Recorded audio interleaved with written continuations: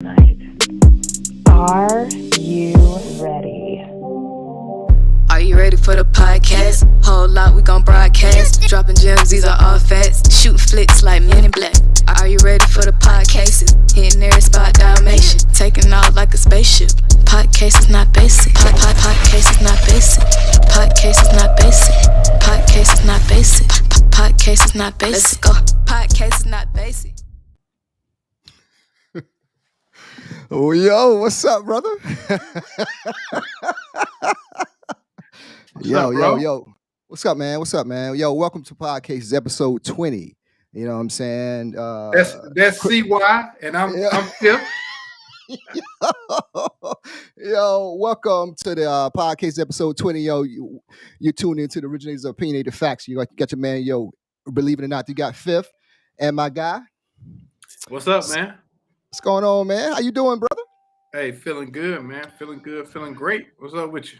Man, nothing, man. Just returning I had a date early today, so I'm just a little late and I had time to change. Yeah, So you had okay.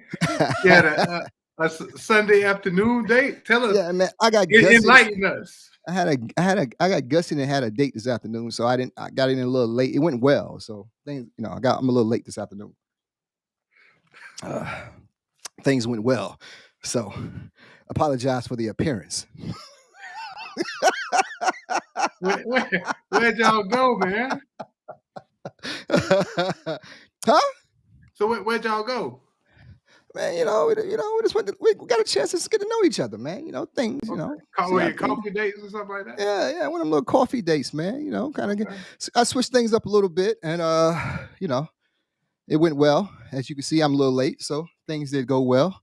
Thank you everybody for tuning in to the podcasts. I'm a little out of breath, but I made it here on time. So You had a date. yes, You tired? You just get here. yes, I'm here, man. I'm here. Yeah. I'm here to do what I do best, man. Just get I the thought people. that. Yeah, I might was gonna have to write you up. Don't write me up, man. I'm in the building. I'm in the No building. call, Man. no call, no show. I ain't Yeah, seen you. man. Been waiting on you. Listen, I'm in the building. The podcasts are here. We live. We ready to go, bro. You know what I'm saying? How you doing, my brother? I'm feeling good, man. That's what's up, Feeling man. good. Feeling That's what's good, up. man. It's Sunday, episode 20. We have a very enlightening show coming up tonight, man. Before we get to that, we want you to give us some dating tips. Man, I don't know. I think I'm out of the dating game for a while, though, dog. I don't know. I don't know. I think my food's been brought to me so long, man. I don't know if I'm the guy. God, I quit. What, man? I mean, listen, listen, man. Listen, I've told people time and time again, the best dating tip I can ever give you is just go to a coffee shop, sit across the table from that person, and you guys just have a conversation. Everything else, all this other extraneous activities, going to these steakhouses and all that for your first date is a waste of time, and more importantly, it's a waste of your money. Don't do it, fellas. Did you wear that suit to the coffee shop? Yes. Wow. I had to. Wow. I wore the suit to the coffee shop, dog. And I must say, she was very impressed. Man, I know you was killing it, man. What you order? You get coffee? Was you hot? Got you some coffee? Was it warm? Was it toasty in there? How was the conversation? This is interesting. This is good. Hey, man, This is let me ask you a good. question. Why would you think I'd be hot in a suit? You wear suits all the time. Do you be hot in suits? Nah, man, my body temperature is adjusted to them. So in other words, I'm a fish out of water with these damn suits on, huh? You don't think I'm genetically predisposed to rocking a suit, man? You look distinguished as hell with your suit and your cigar, bro. You gotta have it going back and forth. Yeah, man. And I must say she was very impressed with my ascot, bro. Me too, man. Yeah, I don't know how to wear them. If I knew, I would have some. Let me tell you something, man. You wear an ascot, you out of the dating game forever. So, out of the dating game forever. So it's not. How much bigger is it than a pocket square? That's what she says.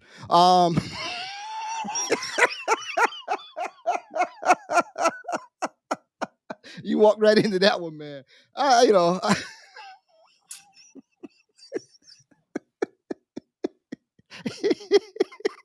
I'm just joking.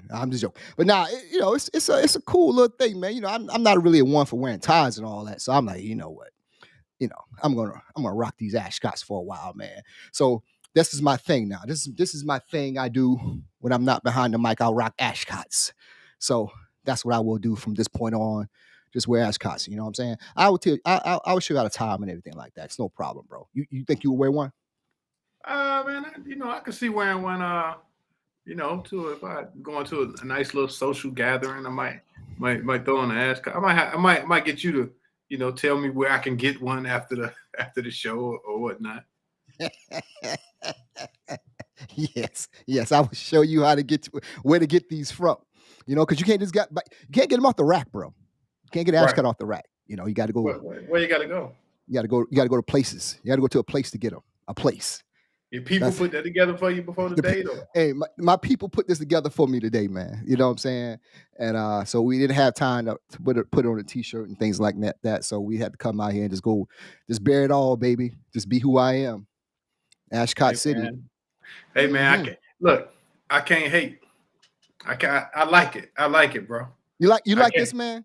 Hey, man, I like that. You think the people like this, man? You think I should, do an ascot, once a week or something like that from now on?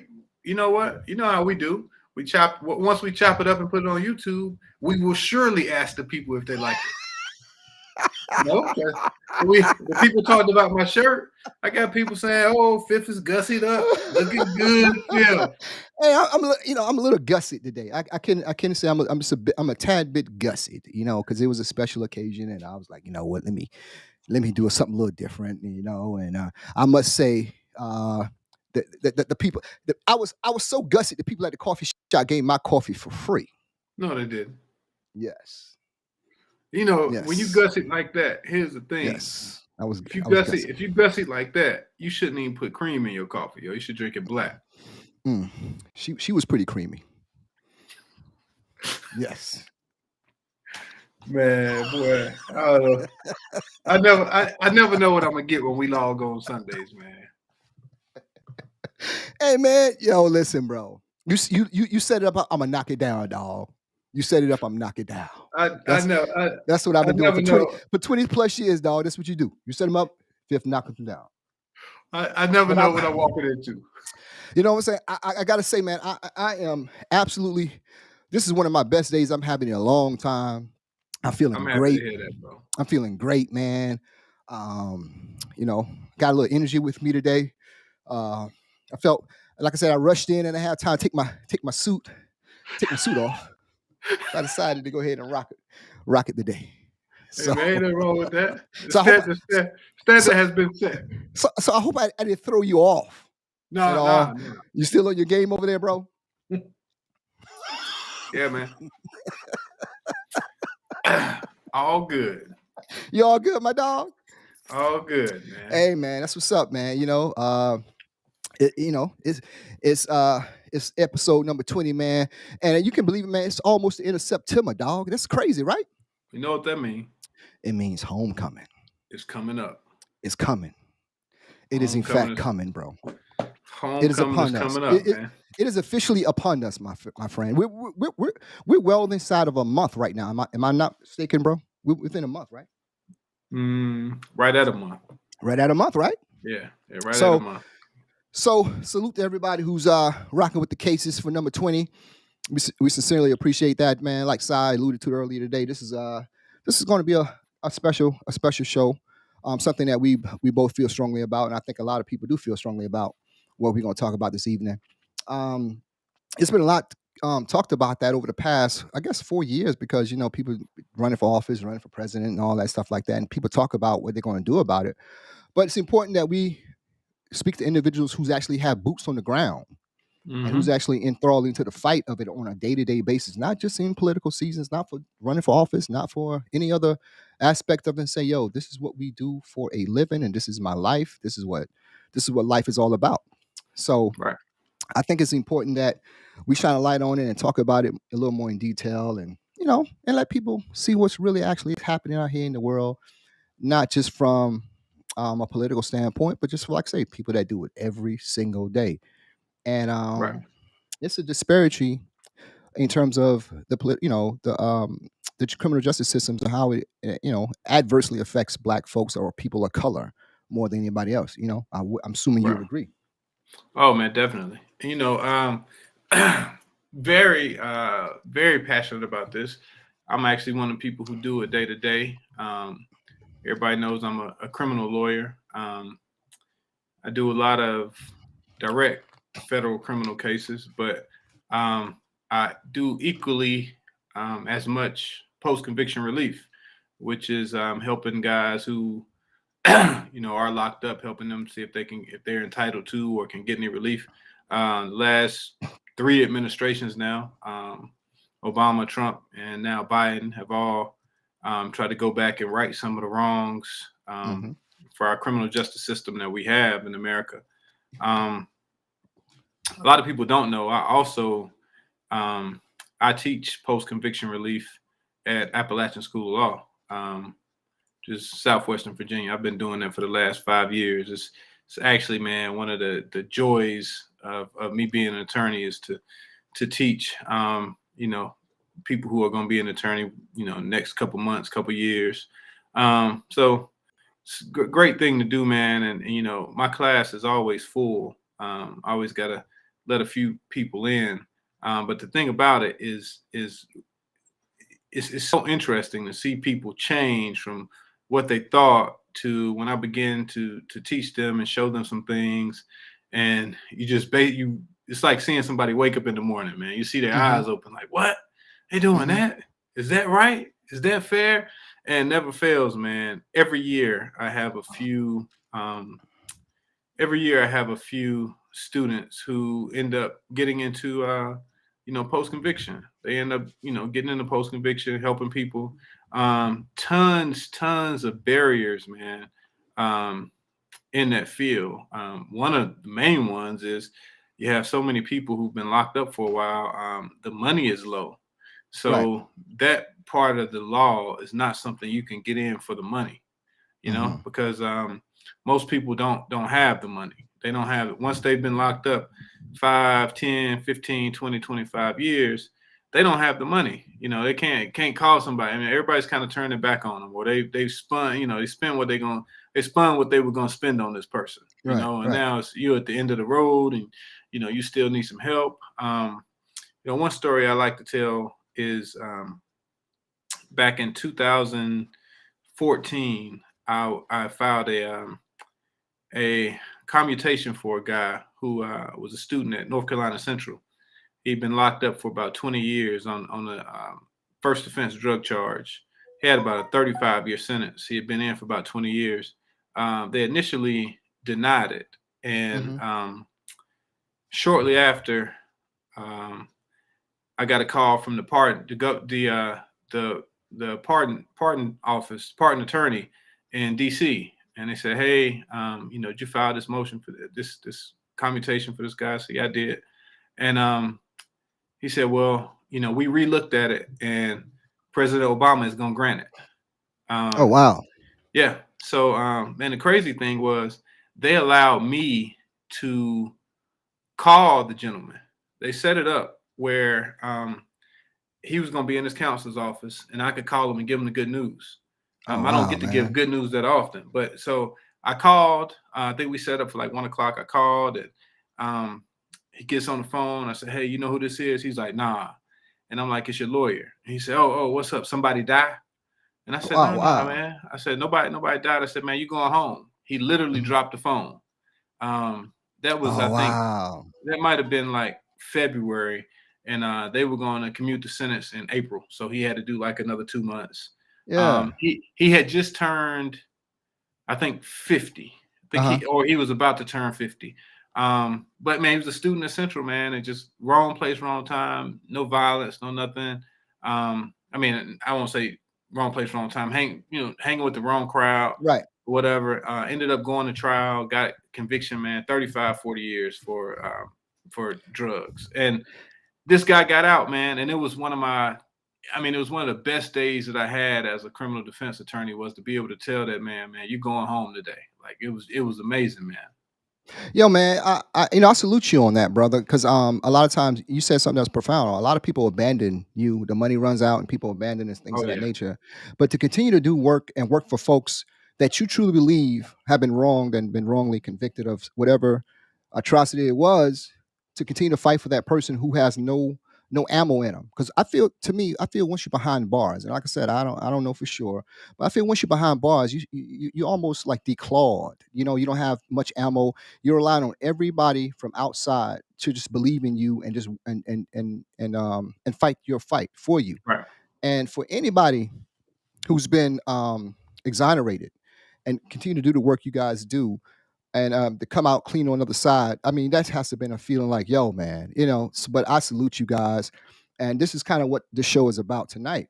It's talking about Hmm. cases where individuals has been wrongly convicted, or just fight for the people that don't really have a chance to fight. You know what I'm saying? Right. So this was an outstanding show, and I couldn't wait for it. We talked about it for a while, and I thought it was important that we shed a light on situations like this, and use our platform to help individuals who don't have much help at all. So, you know what I'm saying? So And um, one more thing before we sure, get there, I guess, sure. is a lot of people, they don't understand the post conviction part of it. One thing we did in our country is, our government went back and said, um, these drug laws are wrong. They're absolutely wrong, and we got to Hmm. change. We got to change these mandatory minimums, and we got to change the sentencing, and we have to do this stuff. At one point when they did that, they said, we're changing it as of 2009. Hmm. But if we sentenced you in 2008, you just shit out of luck. Really? Yeah, really. And a lot of people don't get that. A lot of people, oh man, you did the crime, do the time. Well, now the Hmm. government says you did the crime, you do a different time, a lot shorter time, maybe 15 years shorter time.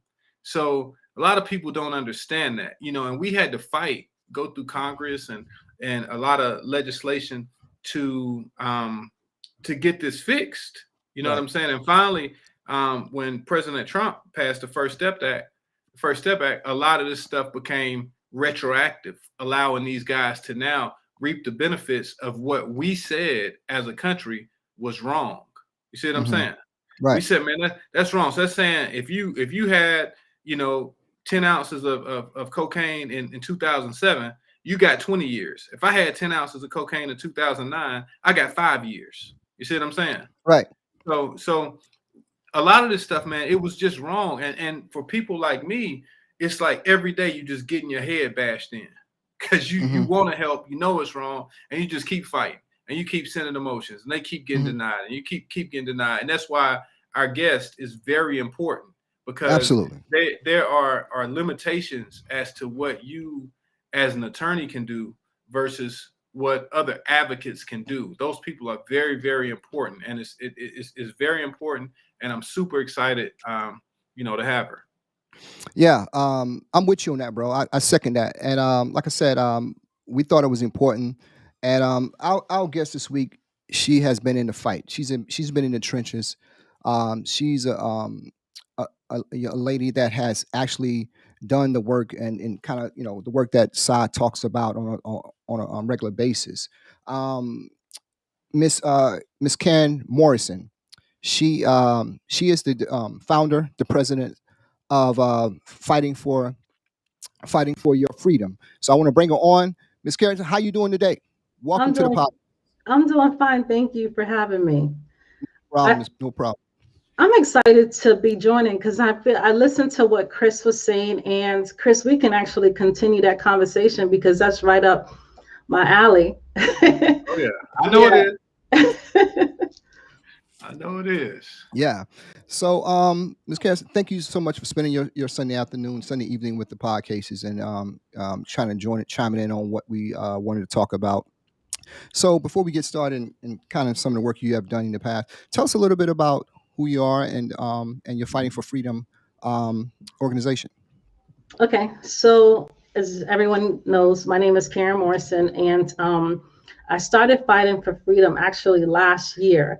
So I was in the space of being an advocate for the last 6 years. And last year, when the pandemic happened, I decided that, you know what, I want to start a nonprofit organization because for some reason I just felt like this was going to be a really good time to try to help people get out of prison.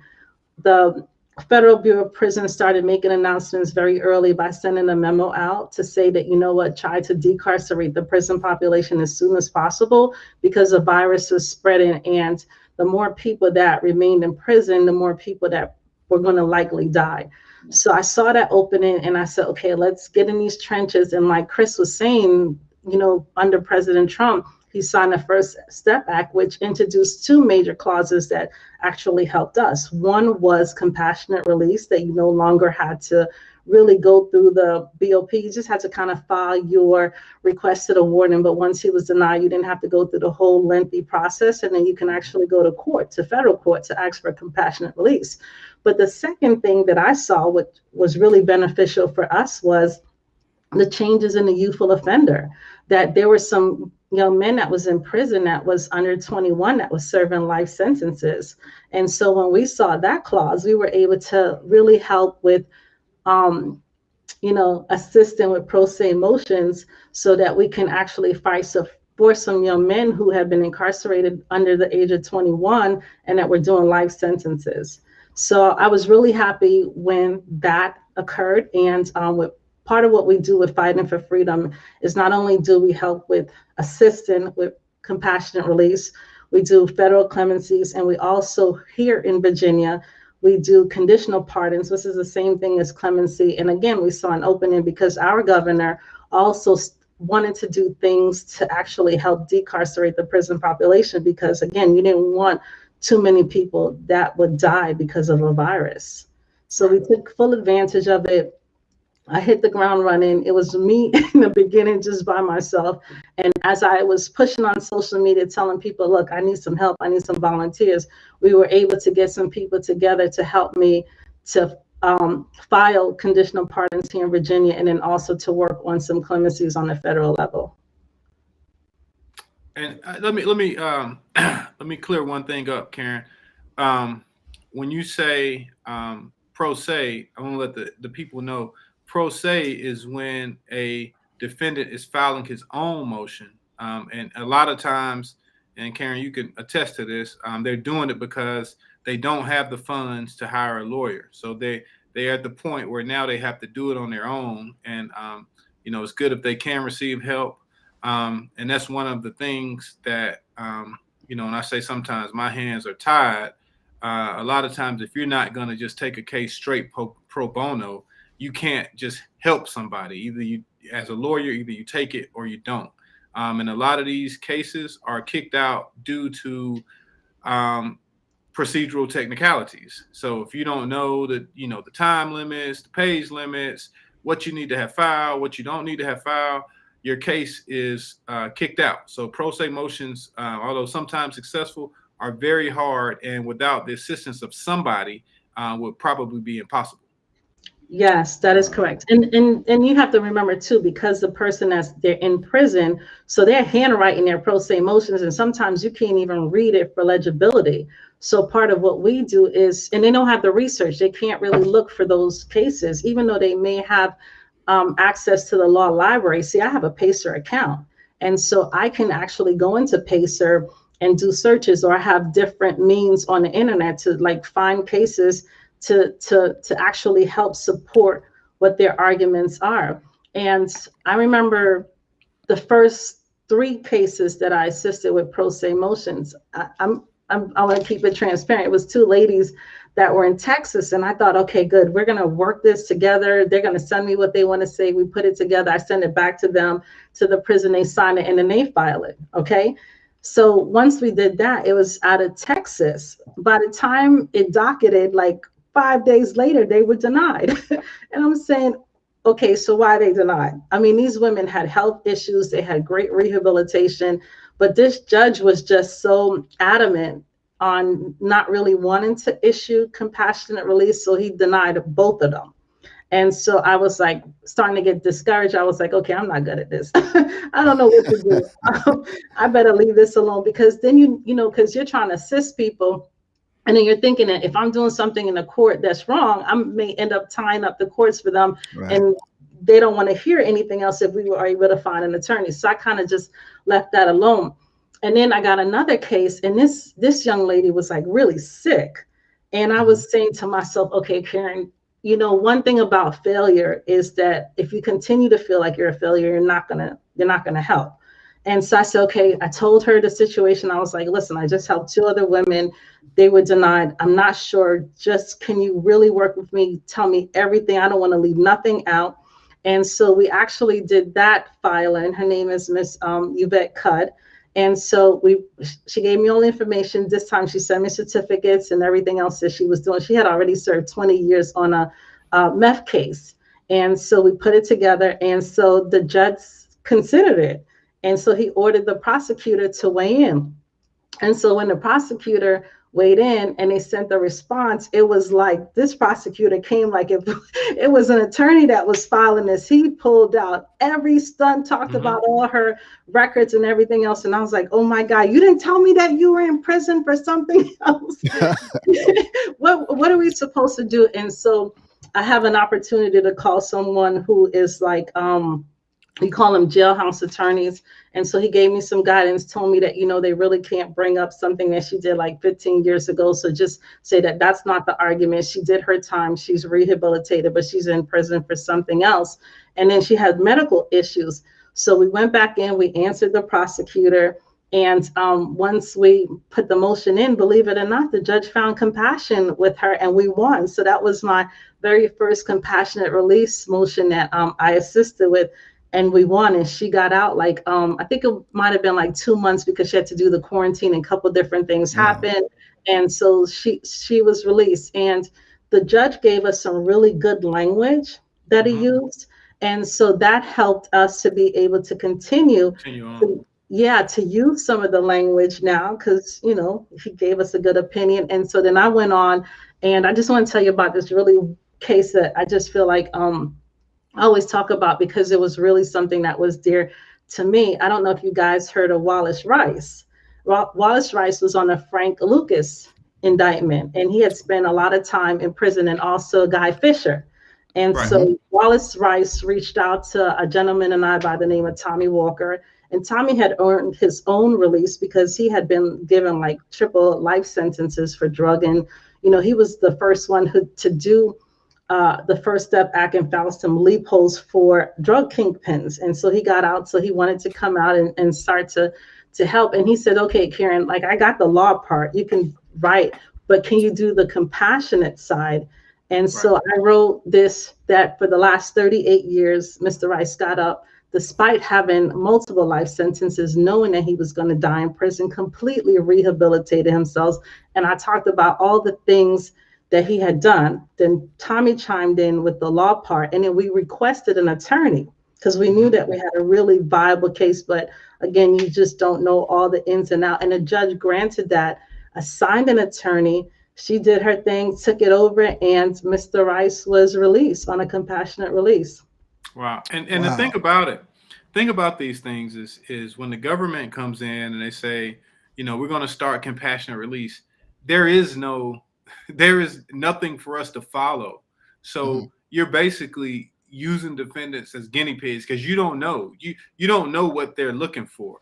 So the law is actually being made as we're working on the stuff. All you know is procedurally, this is what you have to do. Procedurally, you have to ask the warden first. If it goes past the warden, then you come back. But we don't actually know. So it's like, okay, like Karen is saying, so, you get 2 and they may get denied. And you say, okay, well, what's the reason for the denial? Because what's very important are the words that the judge uses in this order. If he's saying I deny because blah, blah, blah. Now you're saying, okay, but for this next one, I need to say this. And then you get that winner. And then you ride it. You just keep going. Like, okay, if they're releasing off of this and that. And because these judges, one thing that you'll never see is an elected federal judge, because they're appointed by presidents, and the appointment that they receive are lifetime appointments.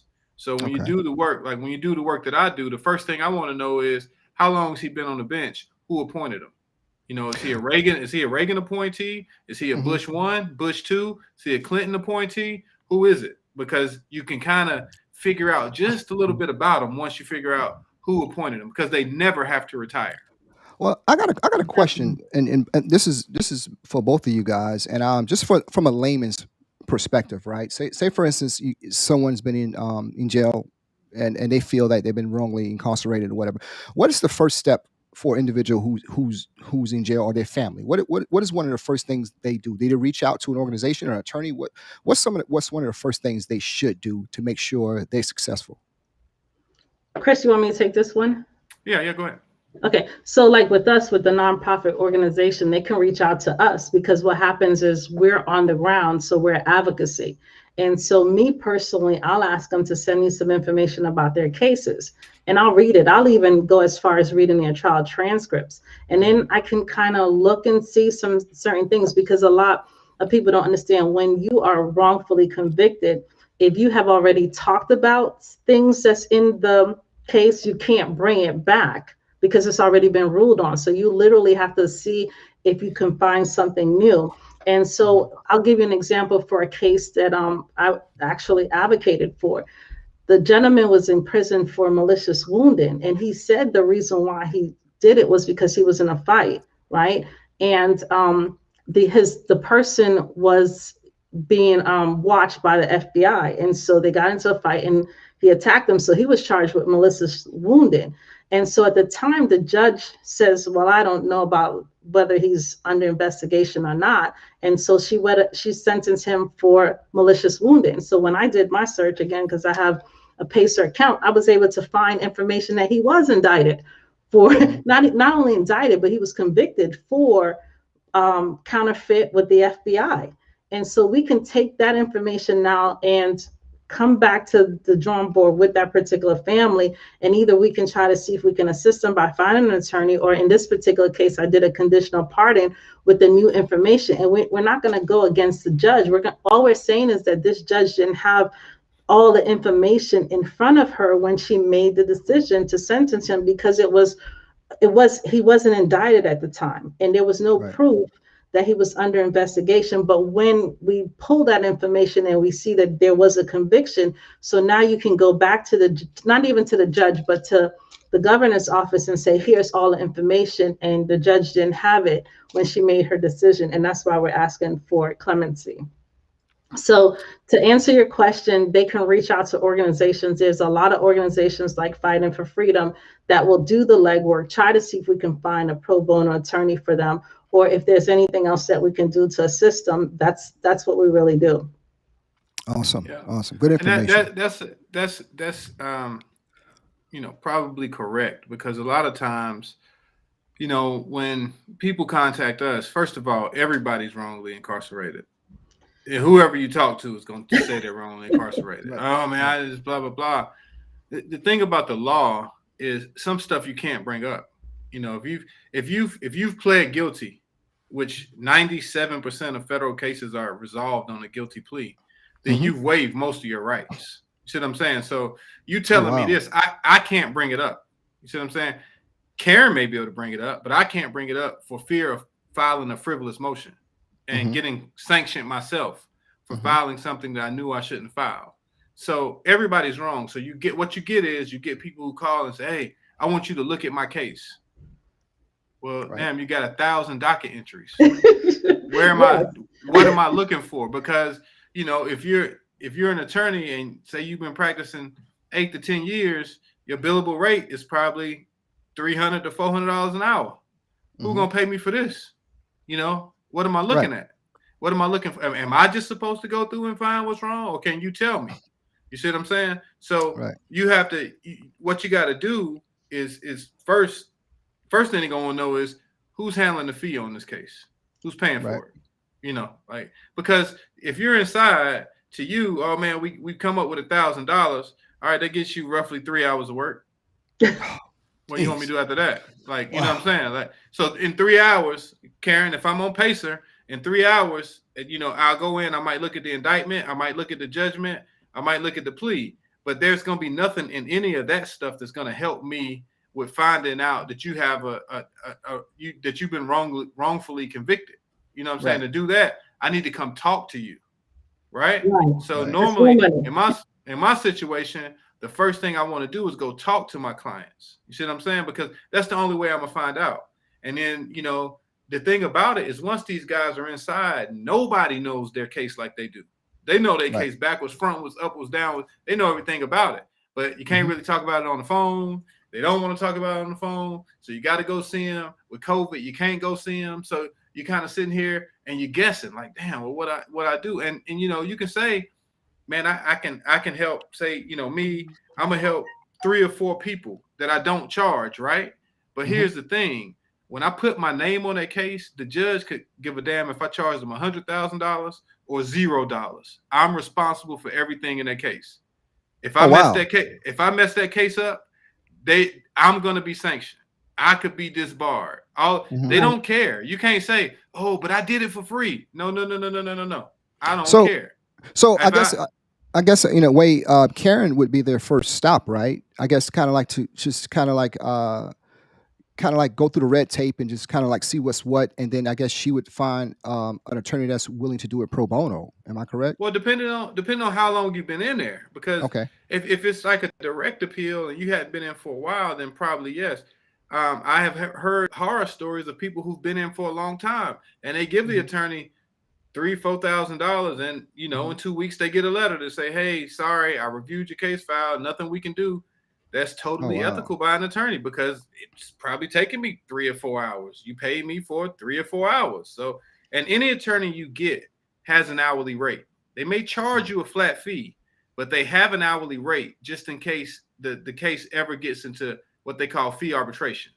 So if Hmm. you ever say, you know what, hey, see why I paid you $5,000 and you ain't do nothing, and I say, well, excuse me, my hourly rate's 310, and I worked Hmm. for, you know, over 20 hours on this case, you actually owe me. Right. Right. You Right. see what I'm So saying? right. So let me piggyback off of what Sean was saying, but Sean, that's a great point. And so we've been really blessed in our organization because I've had two situations. And I'll just share this with you. Like when I started, the very first case 6 years ago was with a gentleman by the name of Corey Jacobs, right? And so Corey Jacobs, when he reached out to me, because I had known him from high school, I was going to St. Barnabas, he was going to Mount St. Michael's, and then he came down to Virginia, and Corey was selling drugs and things like that. And so when we started communicating, you know, again, I can be different from Chris because I could say, listen, Corey, I already know what you was doing. You know, like when he came to me, Corey was like, oh, I took the stand. I told him I didn't sell any drugs and all kinds of stuff, but yet you were still in prison. And so I said to Corey, the very first conversation that I had was, don't waste my time because I know you were selling drugs. I said, Corey, have you ever thought about the situation that, listen, with clemency, what they want you to do is they want you to come clean and be remorseful for your action. We know that you were selling drugs, but you wasn't selling it on an $84 million case, right? Because Right. that's how much money, I think it was like almost $87 million they said that Corey had in his case. And he was given 16 life sentences. And so I told him, I said, listen, I'm not going to waste my time because you're not going to get anywhere. You're going to stay in prison because you don't even want to accept responsibility for something that you know you did, but you were a low level drug dealer. You got involved with it because you were in college.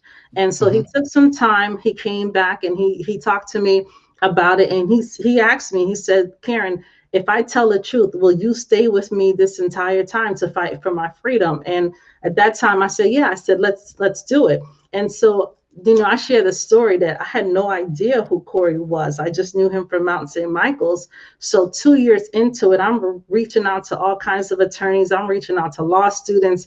And I think I got about 137 denials that say you're wasting your time. Corey's never going to get out of prison. He has 16 life sentences. Nobody's going to touch us politically, all kinds of stuff. And I said, okay, well, thank you. I'm still going to keep trying. And so one day I actually was starting to follow a young lady by the name of Brittany K. Barnett, and she was doing wonderful things. She was a corporate attorney doing pro bono work. And so I took my chance. I sent her a message on Facebook, and I told her, I said, listen, I have a young man that's in prison. He actually had an attorney too. Later on, I found out he had an attorney after I've been doing all this work.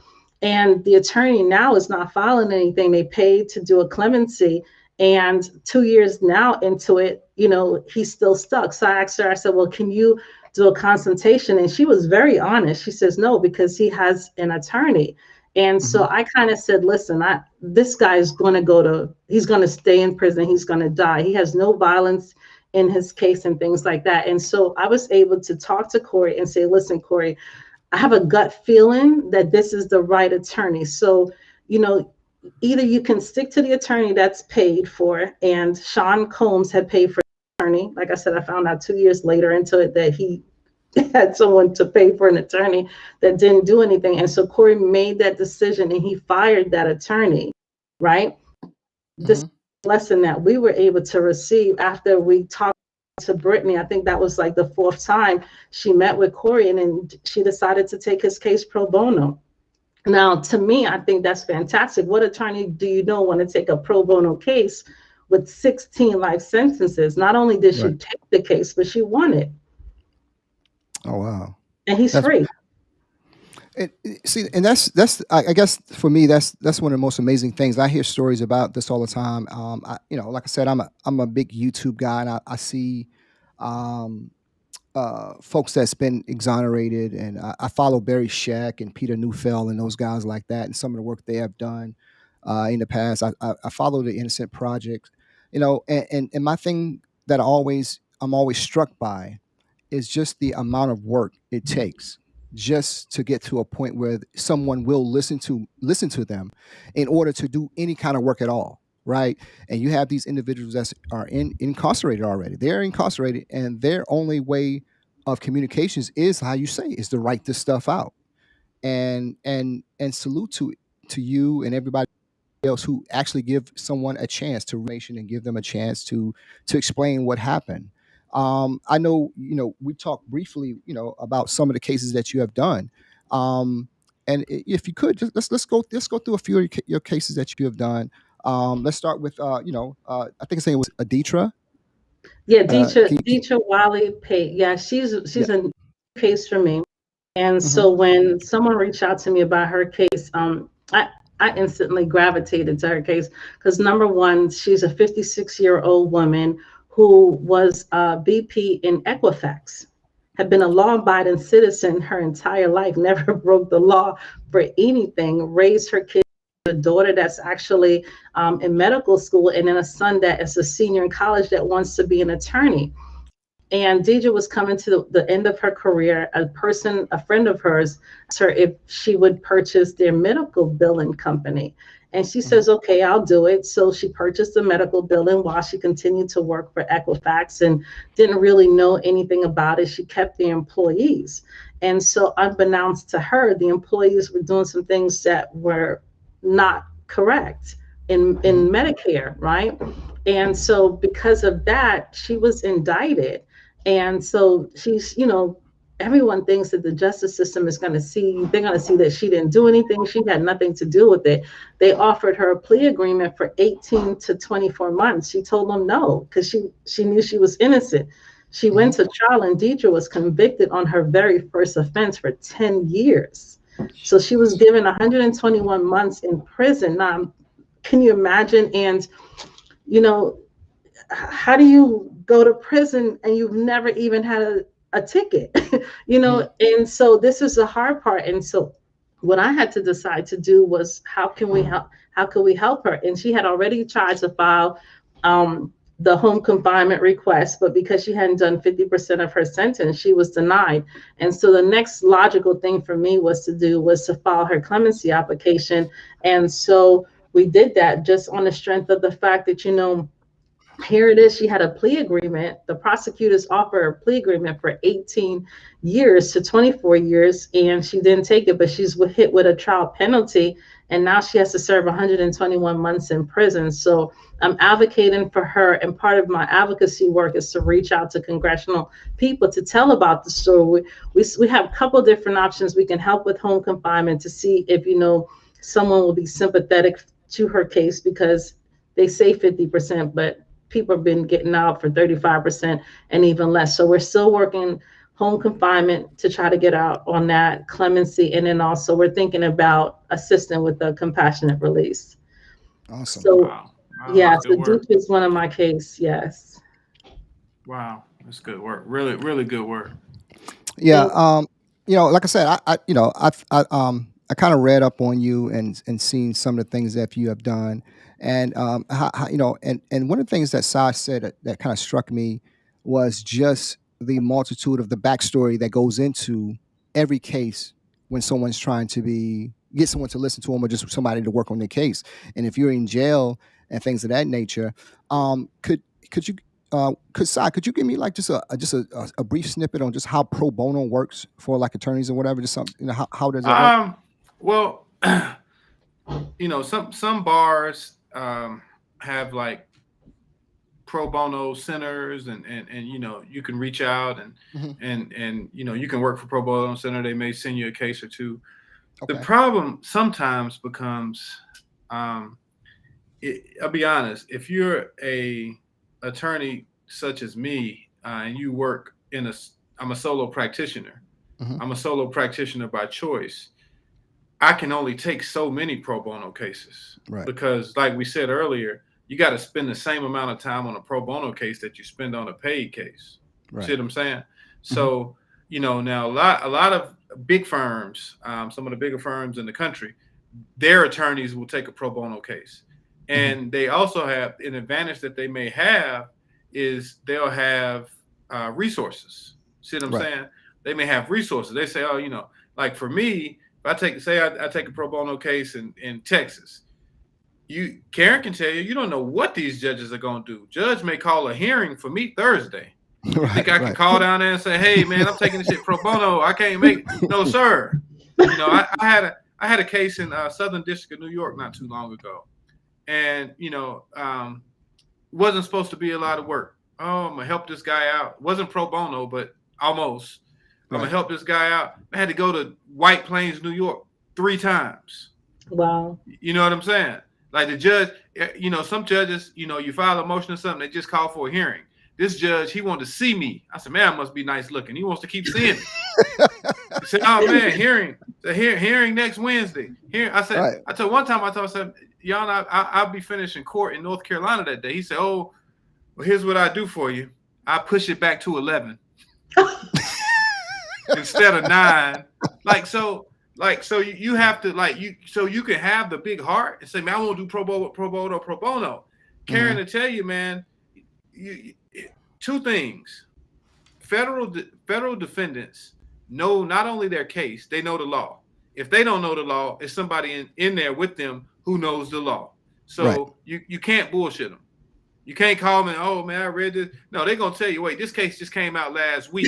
You haven't read this case yet? That's true. You shepherdized it? Do you know anything about this case? You don't even know this case. You know what I'm saying? So how are you gonna help me? You know what I'm saying? Because they know the law. A lot of them have resources. They've got people who helping them. Some of those guys in there, when she say jailhouse lawyers, they are getting people off of cases. Like they might can't get out themselves, but they might say, I got inmates who call me up and say, oh man, this guy, he got 15 people back. He just gave back 10 years for somebody. And you sitting in there like, well, man, I'm trying to work 20 other cases. Like, you see what I'm saying? So they don't care about that. So when you work in pro bono, you're not, once you sign your name on that line, once you make an appearance and federally you do it electronically, you're no longer doing them a favor. You're their lawyer. like they paid you $100,000. That means you cannot fail to communicate with them. You cannot fail to file motions. You cannot fail to answer questions they have. You treat them just like you treat anybody else. So you can imagine if you take too many of those cases, right? You might, if you got 3 pro bonos and a paid case come, you might can't take the paid case. I mean, it's just how it goes. Because, you know, the bar will never ask you, well, what did you charge? They could care less. That's on you. You're a solo practitioner. You need to know how to handle your business. So if you take too many, so, you know, and the thing about this thing, Karen can also tell you, these cases, they grow legs, man. You might think, oh, man, it's one motion. Okay, well, the judge may say, you know what? Yeah, I appreciate your motion, but now I'd like you to follow up with a brief. Oh shit, I gotta write a brief. Yeah, now you gotta write a brief. And then you know what? After the government responds, because they're gonna respond very aggressively, now I'd like y'all to have a hearing on this. Oh shit, is a hearing? Well, wait, before you even get to the hearing, the government responded. Now what do I have to do? I gotta reply to their response. Right. Because you can't come in looking inadequate. You can't come in like I said, money don't matter at that point. Once I put Christopher M. Young on that appearance, I'm in that case, regardless. Right. Man, this cases I helped with 10 years ago, I still get notifications. Right. And let me just chime in with what you're saying too. And that's the disadvantage too when we do when we assist them with pro se, because with COVID, remember the courts have to send that particular person a response, and some of these documents, I think they're starting to catch on because the pro se motions look really good, so they seal it. They seal the documents, and so we have to literally wait until it's sent to the person that's in prison, and they type it or they send us a copy, and so now you have like 30 days to respond, and you're like, oh my God, so you have to ask for a motion to extend. But what I really like is, like I said, I think I have one of the best jailhouse attorneys that is out here, and that's Tommy Walker, because not only does he do it, but he has different attorneys who appreciate him because he's a certified paralegal. So he will assist those attorneys that don't have that quick turnaround time. And he's been so successful on a lot of motions. And let me just talk to you about 2 other cases because I really want to highlight them.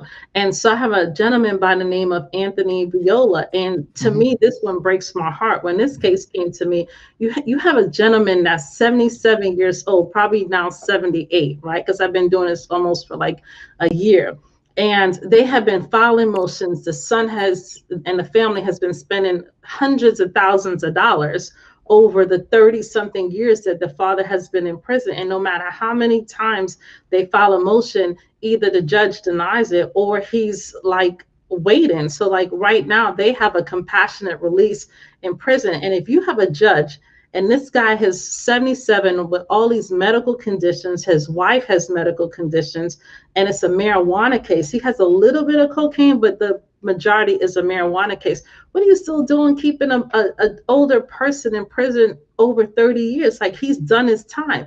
And then the hard part that we see is because this case is out of New York courts. You have judges that are letting guys out that are on top of organizations that have tons of violence in their cases. And they're getting relief, but you have an older gentleman that has absolutely no violence in his case, and this judge is not ruling, no matter how many times that he has and I always get this word wrong, but a writ of mandamus, is that how you say it? Okay, yeah. And so that is in the courts, and the judge had an oral argument, and they had an attorney to do the oral argument, and the judge still won't rule.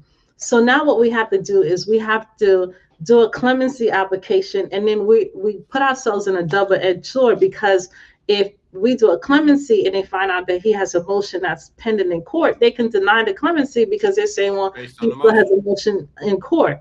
And so what sometimes as an advocate, what we have to do is we have to bring this story to light. We have to go on Instagram or Twitter or social media or start to do some press so that we can say, listen, you have an older gentleman who has done enough time, been separated from his wife of now 53 years, and draw some real compassion to see what we could do to help this particular gentleman.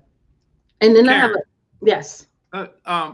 when you touched on that, tell us a little bit about, if you can, some of the celebs who you have worked with to help get people out, and just let us know how sometimes, like you just talked about, putting press behind it does help speed a judge up a little bit, or help the process move a little quicker than it probably normally would.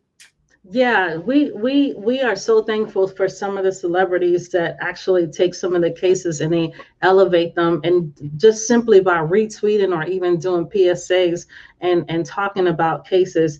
I'll tell you about one right here in Virginia. There was an attorney, and again, I got some favorite attorneys. His name is Jared Adams, and so Jared Adams and I had only spoken a few times, and a team reached out to me for a gentleman by the name of Troy Ketchmore. And Troy Ketchmore was actually wrongfully convicted. And his best friend is Allen Iverson. And so what Allen Iverson did, and we were so happy that he did it, he actually used his voice and his platform to talk about his very best friend who's in prison that's wrongly convicted. And so Jared is actually an attorney. He's working on a wrongful conviction, but there were some changes in the law here in Virginia, and so Troy was able to get out on parole. But like you said, when you have a celebrity like Allen Iverson who doesn't even really use his platform to elevate cases, it brings attention to them, and usually it's a combination. They'll do like a change out or a petition, and so that you can get signatures, people will start to repost it or start to retweet it and things like that. And so when the governor or the parole board members may get a wind of it, and it becomes some type of political pressure to say, listen, these are cases that you may want to take a look at, it actually helps. I'll tell you about another case, a young man by the name of Matthew Russian. He was incarcerated. He's an autistic gentleman that was in a car accident, non-fatal. Unfortunately, the passenger was hurt. And we were able to go on to Instagram and to Facebook and to Twitter, and Tina Knowles picked up this case. And so when Tina Knowles picked it up, you already know that was such a humongous blessing for us. And so she had the young man's mother to go on and do lives and things like that. And so, we do call for actions, and we tell them, call the governor, call the parole board members. And so now every single day you have, people calling, thousands of people. You have people calling from Brazil and Europe and everywhere, putting political pressure on the governor's office to say, listen, freedom. And it becomes such a tie-up that they can't really do their job, because every time you're getting emails, you're getting phone calls. And plus, it was just a real injustice in this young man's case. And so he had an attorney who filed a conditional pardon. His mom did an excellent job with her social media, just getting the information out. And so they were able to win a conditional pardon for them. And go ahead. And you said something that always strikes me, and I think I hear about a lot of these cases via what you said, the call for action, just everything, the social media plugs, the celebrity plugs, and everything like that. For me, I think that's one of the strongest tools you got before any actions is being done. Just say, hey, look, just getting the word of mouth out. And a lot of times, the public doesn't know anything about these cases, No, and how you, not at all. and how you promote it on social media and get the word out to individuals like that. And I think that it raises the ire of the public. Like, what? This is going on. This is what's really happening. And it's funny to me. It strikes me as very odd how public the cases are. It's available online and all that, but it's really hidden. The injustices or just some of the things that these guys getting railroaded are always hidden. It's not until people like you, your foundation, fighting for freedom comes out and put lights on these cases that everyone start to see like, whoa, something's wrong here. I don't have the ins and outs of it, but on the surface, something is super wrong here, and we need to get somebody on this and get some light on this. So I think But let me tell you something too. It could backfire. I'll tell you about Kwame Kilpatrick's case. And so Kwame Kilpatrick, of course, is the former Detroit mayor. And so his team reached out to me, and we strategized how to get Kwame out. And he was in a facility that was heavily infected with COVID. People were dying, all the time. And so we worked some channels. And I can say this now, Jared Kushner was able to assist Kwame's case in getting him home confinement, but I don't know what happened. Kwame was actually in quarantine, getting ready to be released, and somebody leaked it. Because one thing we told the team is don't tell people until Kwame is free. Like, let them touch the ground. And so it was leaked. And so somehow William Barr was still the attorney general. It got back to him, and they rescinded his offer. So Jared Kushner, being the son-in-law of the former president, when it get to his hands, they don't. And I'm like I said, I'm a layman. Just school me. They don't really work hand in hand with the attorney general of the United States. It's something that they kind of do, for lack of a better term, the backdoor kind of way. The backdoor kind of way. Jared Kushner, I'm not a Republican, but I have so many wonderful things to say about Jared Kushner. I even had him, and it doesn't always have to be a high profile case. I had a case with a young lady by the name of Yolanda Dean, and Jim Brown from the Cleveland Browns, right. He decided that he wanted to advocate for Yolanda and his wife, right? And they called Jared Kushner. And, I hope I'm not going to get in trouble for saying these kinds of things, but Jared called her judge and said, listen, we know, we're familiar with this case, and we believe that she has every right to be released. The judge reviewed it, and Yolanda Dean's walked out of prison. And so what happens is that, some people in political positions, they sympathize with these cases, especially Jared at the time, because, he had a father that was incarcerated, and he was not afraid to use his voice to actually help. And that leads us into the conversation with Kim Kardashian. A lot of people had some negative things to say about Kim Kardashian. I'm probably one of her biggest fans, because it's, to me, they want to say that Kim is doing this for credit, or she's having credit stuff, but Kim doesn't even do it for credit. That's how I feel. Like, there's cases that you don't even know Kim has actually assisted with. I have an attorney here in Ohio that she's taken a case for me with a Deshaun Dye. And so the good part about me is that I've been able to work with some really top attorneys who are in connections with Kim Kardashian, and they reached out to me and they asked me, and they said, Karen, we have a case. Michael Thomason in Michigan was in prison for marijuana, and Kim wanted to advocate for Michael. And they said, well, Karen, do you have an attorney that can actually take this case? And this an attorney, Kimberly Kendall Corral. Like, I just love her to death, because when I reached out to her about Deshaun Dye, she immediately took his case. And so, like you said, billable hours, thank God I haven't seen a bill yet. We paid her a flat fee, but she's been with us for like 3 years. And so when they asked me if I had an attorney that could take his case, I was really happy to do it. Connected Kimberly Kendall Corral, and she worked that case. She had some good celebrities pushing behind her, like Snoop Dogg, and anybody with marijuana chimed in, and Kimberly won that case. And let me piggyback on that. I had a client who was just released on my birthday, August 20th, from Edgefield down in South Carolina. He was serving a life sentence for actually something that happened in your hometown in Sumter, South Carolina. Serving a life sentence. Sean's hometown. Okay, sorry. So the crazy thing is, he got out via compassionate release, but what happened was William Barr, Tim Scott, and Lindsey Graham went to visit Edgefield, and he was able to meet and talk to Lindsey Graham. And Lindsey Graham was so enamored with him. He's about 6'5", about 300 pounds. And he was so enamored with him and did not understand why he was not angry every day having a life sentence. That was when COVID first started.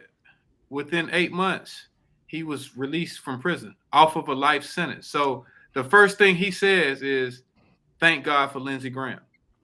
Can I ask both of you guys a question? And some of you guys have both brought in just detailed evidence of some of the work that these Republicans have done. And just your opinion, why don't you think they stand on that like platform about some of the work they have done to get some of these individuals free? Why do you think that's more put forward? And I think people can be more compassionate to listen to what they have to say as they go around the country. Because for lack of a better term, everyone seems to be so hard on Republicans and all that. But from what you guys have said, just the evidence is out there that they listen, or they seem to be willing to help to free some of these people that's been wrongly convicted or just been railroaded by the justice system. I think once they start to put their names behind it and say that they've advocated or they've helped this person get out of prison, they get so bombarded with a lot of requests right behind each other. And it becomes so overwhelming. And even with me as the founder Fighting for Freedom, once I started to post the pictures to show that, I'm helping this person get out or this person get out, then the phone never stops ringing.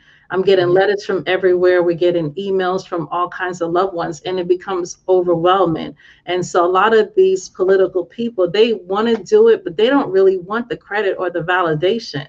And I want to be really transparent. I want to be honest. I used to do things where people didn't even know that I did it. And if I had it my way, I would have kept it that way.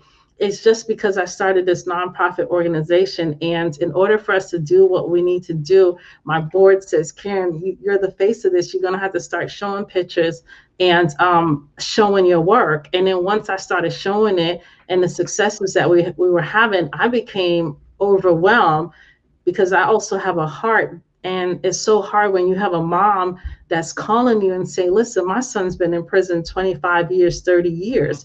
I've had guys who have been up for eligibility for parole that's been turned down 17 and 18 times. And what I find that I have to do is not only am I writing parole packages, but I'm also advocating for these people. And I do parole hearings because, you have to have a strong voice to go in.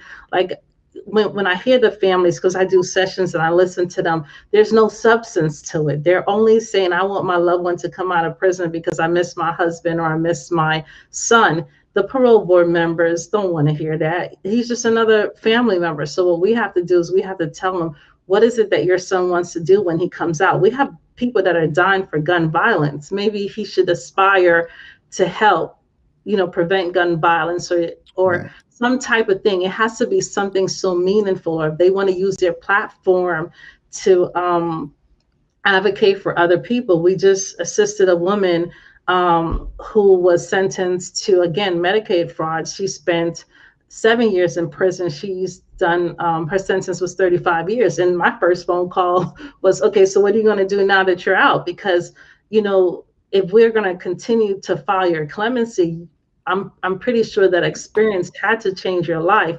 So what is it that you want to do to use your voice now to turn back in and to help other people? Because I think if we can say those types of things, it really makes such a difference in hearing. And we've been really successful with our parole packages. The parole board, I've always had so much respect for them, but they will deny. But we've been successful because we've put a great package together, and we conversate with these guys. I tell people all the time that the biggest problems that they're making when they go in front of the parole board is they still want to litigate their case and they still want to argue. And Chris could probably say the same thing. When you file clemency, it's no longer about litigating your case. No. What makes you extraordinary that you want to come out of prison? And I'll just tell you, like, my very first clemency win was under President Trump, believe it or not. I actually filed this one on my own. And, a lot of people said there was a lot of backdoor dealings and all kinds of stuff, but I was not involved with that because I have no access to the White House. What I did was I did a clemency petition for a guy named Daryl Frazier. And what was so compelling for Daryl, for me, was he had started a nonprofit organization that he was doing while he was in prison for tennis, right? And so we wrote that up, and I pushed it out on social media. And I remember saying, oh, I'm so excited that I just finished my touches on my clemency application. I'm about to file it. And unbeknownst to me, some people had seen it. They saw their change.org petition. They went behind some closed doors. They talked about it. And that's Jessica Jackson. And so Jessica calls me the weekend before they were going to grant it. And they said, Karen, we've been advocating for this young man. They want to see a clemency application. Do you have it? And I said, yeah, I got it. So I sent it over to her Saturday. They called me Sunday and they said, President Trump is going to grant your clemency for Daryl Frazier. And I'm just like, oh my God. Really? And so Daryl walked out of prison on the day that President Trump left his office. And I think you had a question to me about validation and credit and all kinds of stuff like that. In the beginning, I used to not even use my real name because this is not about credit for me. This is about reuniting a family.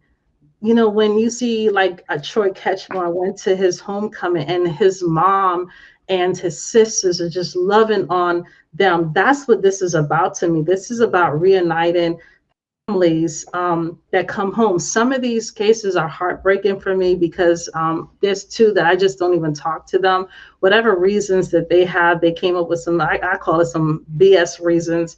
But, at the end of the day, I'm not going to force anybody to talk to me. If you saw all the things that I've actually done to sacrifice to help you get out of prison and you can't call me, then we really don't need to speak. And it's not going to stop me from doing the work. I'm going to continue because for every 10 people, there's another 30 that would like our assistance. And, I stay with the people that I advocate for. No matter how many times we get denied, then we just have to try to find another route to do it. And, some of these cases I've been doing for about 5 years, 3 years. Like Deshaun Dye's my biggest case. He's in Ohio. And he was a young man at the age of 17, accidentally discharge a gun. And I'll answer this question too, Sean, when you mentioned like how did we get started? So when Deshaun's case came to me, all I did was file a Freedom of Information Act. And it was so crazy because the very first documents that I got was there was a witness at the crime scene that said the crime was an accident. And then when I looked through the trial transcripts and I read it, this young lady, her name was never mentioned in the court case. And no one ever said that someone was at the crime scene, the person who called 911 to say it was an accident. So that clearly told me that was exculpatory evidence. And so that's when I reached out to an attorney. And the other thing too, what we did with Deshaun, because at that time I really didn't have no money to even try to pay for an attorney. We did a GoFundMe page and raised enough money. We did an art show and we raised some money. We were able to pay his attorney. And like I said, thank God she hasn't sent me another bill. But so we raised funds at that time to pay for an attorney for him. That's awesome, man. And here's one more thing to add on, or two things. The first thing is, like Karen said, she talked about with the Corey Jacobs case. One problem that we have a lot of times as criminal defense attorneys and people doing this type of work is the lack of acceptance of responsibility. Like once you've been convicted, and it's a very thin line. Once you've been convicted, particularly by a jury, you got to wear that jacket. If soon as you write anybody, whether it be parole board, judge, or whoever, and you still fighting that case, the first thing they say is you have not been rehabilitated. And the five tenements of basically of the reasons for punishment are: 1, deterrence, incapacitation, rehabilitation, retribution, and restitution. So the first thing, when you're in federal court and you plead guilty, you have to write a statement saying I accept responsibility, and they actually give you a little break on your case for doing that. You see what I'm saying? Because you have to accept responsibility. So when you see guys who, we see movies and they say, oh man, put him back in front of parole board, and he said, man, I ain't do it. Okay, take him on back. That's how it works. Once you get into this situation, the facts are no longer, they don't matter anymore. We've already factually said you did it. Either you said it by plea agreement or a jury said you did it. So you did it, right? Remember, Oh, 50 Cent wow. said it. 50 Cent said it. They say he did it. He did it. Yeah. You did it. Now what you got to do is start saying, hey, this is what I want to do next, like Karen said. But sometimes it's so hard to make people understand that. No, we can't go. You can't. What people do a lot of times is they find one mistake that the government made, and they live on that mistake. It don't matter if the cop broke 5 people's arms after you. You still had that gun in the car, bro. Like that's what matters. That's what that's where we at right now. You see what I'm saying? And so Chris, if they don't do that, Yeah, the 2 cases, the 2 parole meetings that I had, oh my God, I lost them because the young man, I told him, I said, don't go in there and say that you are innocent. And I said to him, it's a word play, right? What you have to do is say, I accept the conviction.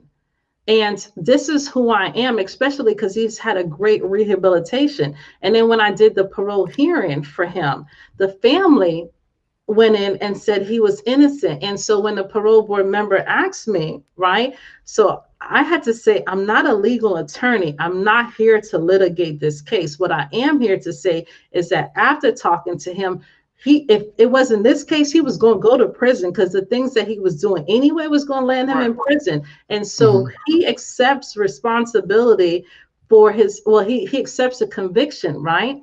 And this is what he's done in the last 26 years. This young man, 24 years, he had like 2 infractions, right? Right. But going back to this, Chris, and I guess we can talk and you guys just tell me when I got to be quiet. No, but you're fine. Yeah, there are cases to me that have taken me a little bit longer because to actually write when I do clemencies. I have a guy that he's in prison for a triple homicide, right? His name is Rayford Parker, right? And no evidence whatsoever, no DNA, no physical evidence. It's 2 people, right? The gentleman who actually committed the crime turned himself in, or he went in, he was arrested and says, I didn't do it. And says it was Parker that did it, right? Was able to give all the details of the crime. Of course, you're going to give all the details of the crime because you know what you did. And says, I didn't do it. And so Parker, what he did was he exercised his right to trial, and he's convicted on a triple homicide, right? Wow. And there's no spin about this. I can't, and I told him consciously, we cannot accept responsibility for this crime. I can't even do it. So it's taken me a little bit longer because I have to find something different that was not discussed in his trial to try to prove that he was innocent. And I can't consciously turn in a clemency application until I can find something. And usually something will come up. I just have to keep digging. And that's really how I approach the things that I do. And one more thing that we deal with, and I'm sure you deal with it because I deal with it, and I'm dealing with it now, is the waiting game. We have a hell of a waiting game, man, with judges, with panels. Man, you can wait sometimes for responses in these cases. You can wait upwards of a year to 2 years. I mean, and when I tell you there's absolutely nothing you can do, only thing you can do is what Karen said earlier, which is get some celebrity with a lot of followers or something and push that thing forward. But you can't call the judge's chambers and be like, hey, what's going on with this case? Bro, no. It doesn't work that way. It doesn't work that way. And I totally agree with you on that one. I got a question for you, Karen. You talk about a lot of the work that you do, and I guess a lot of work that you do involve travel and just the platform that you're on, and just reach out to attorneys and all that. How do you take donations, or how does that work? How do you kind of fund your organization? Yes. So for 5 years, believe it or not, I was a school teacher. I tell a story all the time. I was cutting coupons to feed my family. I was doing things like that. And I didn't even have any idea about starting a nonprofit organization. I was just doing this out of my heart. But because of the successes, like I said, and the phone never stopped ringing, and I needed all kinds of people, I said, okay, let's do this nonprofit. So we've been raising funds. I do direct services, and I tell people now that I probably have more pro bono cases than I do paid cases, but we do charge a fee now, right? Mm-hmm. But I don't turn people away if they don't have the money. I still take their cases, but we've been very fortunate to uh, get enough resources that we can help. Like I have people that's volunteering that will help me, but we do take donations. I am working on a website now. It's called fightingforfreedom.info that we're going to launch. If you follow me on Instagram, Karen G. Morrison, I can always DM you and tell you how to donate. But we are looking for funding now because I do want to switch over to where we never charge anyone for the work that we're doing and that we just do this work pro bono. I want to tell you one other thing because you talked Sure. about celebrities, and I feel like it's in my heart to say this. So Bill Cosby, right? A lot of people think that Bill Cosby was just into himself, right? But that's Mm-hmm. not true. Bill Cosby team reached out to me, Kia Wilson and Andrew Wyatt, and we talked about some of the things because they had a investigative team, a private investigator by the name of Scott Ross, and so I was able to talk the team members. So now Scott Ross is my private investigator that All donates his right. time to help me. So I'm truly Wow. blessed with that. Yeah, and also Andrew had a gentleman that was communicating, well, was in the prison with Bill Cosby, and he took great care of Mr. Cosby because, of course, he's legally blind, and just being in prison, people could have harassed him or do a lot of things. But this gentleman by the name of Anthony Sutton actually made sure that Bill Cosby was safe while he was in prison. And that camp paid me to do a clemency application for Anthony. And so I just want to say, some of these celebrities, believe it or not, they get the bad rap because they don't want to talk about it. But it's on my heart right now to say Mr. Cosby made sure, and his camp made sure that he didn't just leave prison, that he is interested in helping people. And the very first person that he helped was Anthony Sutton. And so I filed his clemency application, and we're just, again, the waiting game. And then going back to David Poindexter and Derek Taylor. So I lost the first part with Derek with his case, but the judge said that his rehabilitation was just excellent. He felt like he needed to do more time. But now we're waiting for David Poindexter to get an answer. And he's one of my guys that are under 21 that's sentenced to life. And I'm really being optimistic because of the fact that the judge could have denied both of them at the same time. And since we're waiting, I'm just really optimistic that he is going to grant David Poindexter his freedom. Awesome. Wow. Let me tell you something. Your story is absolutely amazing. Just how you started it and where you came from and where you are now, and then just the people that you've helped. And it's funny you talk about Bill Cosby and how one person's helped, but that person helps someone else. And I guess that's just how it goes. And I'm just all about your story. I follow the podcasts, follow you on Instagram, and I see your stuff every single day. And I'm just, I'm always blown away about the work that you've done. I always throw a heart on it because, it's incredible. You always have a story to tell. You're always showing that you're helping somebody that can essentially help themselves. So I gotta honestly say, man, so salute to you, Karen, all the work that you've done, and continue success. We salute you. Thank you so much. And so we're going to launch our website because everyone thinks that I'm just this one man show now. But I do want to shout out my board. There's some things that took place when I first started to do my nonprofit. And if it wasn't for my board members having my back, I don't think I would have been able to continue. So shout out to my board members. They know who they are. We're going to officially make them known, and I'm blessed to have 2 attorneys on my board. So yeah, Awesome. I'm not the only one that's doing it, and they do volunteer work for us. And then we have some law students. I said I was going to shout Luisa Garcia out. I made a public announcement because she didn't have to help me. She's been helping me, and she was able to get an internship at a very prestigious law firm. And so to me, I felt like that was really good because of all the great work that she's helped me with. She edits my conditional pardons. She does research for me.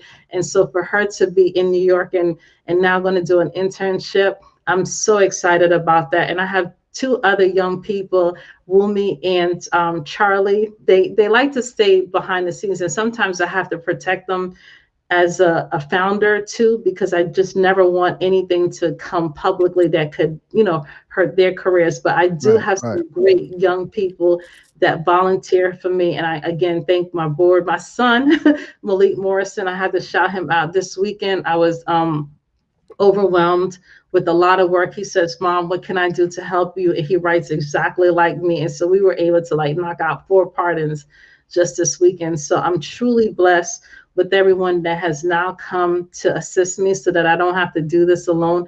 And we have one more case that I just want to tell you about. This young man has been dear to my heart. He had a triple life sentence, 3 life in Virginia for a non-homicide crime. He took a plea agreement for 13 years. That was all his sentencing guidelines called for.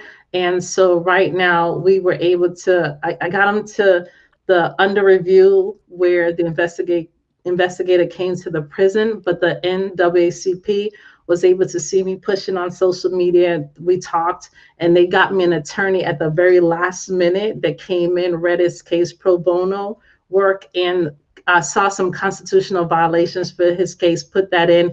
And so now we're just awaiting, and I think I'm going to win my first triple life sentence here in Virginia. And so I'll be making that. I'm claiming that one. Right. Oh yeah. Hey, that's good work, Karen. Yeah. I got to tell you, you always got a home at the Podcases. Whatever, I'm serious. Whatever you have going on, or you just want to come back and visit with us, we will continue to reach out to you and see if you got anything that you want to kind of bring to the forefront. You always have a home here. We really sincerely appreciate the work that you have done. We will highlight this information on our YouTube channel. We will chop this up. It's incredible work, and I thank you. You're a blessing to a lot of people. So thank you so much. You know what I'm saying? Thank you guys for having me. We're gonna collaborate, right, Karen? Yes, you already know I started. Right. Okay. That's what I like to hear, man. Let me tell you something, man. You always need a plumber, a mechanic, and a lawyer in your life. You know what I'm saying? So that's why you my friend, huh? That's exactly why. But my brother, hey, I hope you guys go to, whatever you guys can collaborate to do, man. And it's gonna be all good, and I'm excited about it. Miss Karen, you have a home anytime you want to. We have your information. You have our information. If you have something you want to speak on, you have a platform here on the Podcases. Just make yourself available to us on Sundays, and we'll make sure we're available to you. Thank you guys. Thank you for having me, and thank you for supporting the work that we do at Fighting for Freedom. Everybody, everybody. When we edit this up and put it on the on our YouTube and our social medias and everything like that, we're gonna have all your information, have everybody get in contact with you, and how to continue to support your movement, because what you're doing is all good. It's all good. So we need to support that. And thank you. And there'll be a donation coming from the podcast. They will. For sure. I thought the donation was you collaborated. No. Well, that too, but we're gonna also send another donation. Nah, we got to donate to what you're doing, because the legwork that you're doing and all this work that you're doing is not free. So we have to support you, and we will support you. So thank you so much for what you've done, Karen, and the Fighting for Freedom Foundation. We look forward to the website, and we're going to support you from here forth more. Okay. Thank you, Ms. Karen. You got anything you want to say before we let Ms. Karen go and enjoy Sunday? Thank you. We'll be in touch. Thank you so much. Thank you, guys. No problem. Enjoy your Sunday evening. We'll be in contact, okay? Okay. All right. Bye-bye. All right. Bye-bye. Bye.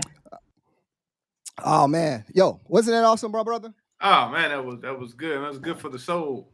Yeah, man. And like I said, I look at stuff like that on YouTube all the time about people getting wrongly convicted and just getting exonerated and becoming free again. Salute to her and all the work that you do. And I'm looking forward to some of the things that you guys do together to help people that they can't help themselves, man. So salute to you, my brother. Right. Oh, definitely, man. You got anything else you want to say, my man? This is number 20, my man.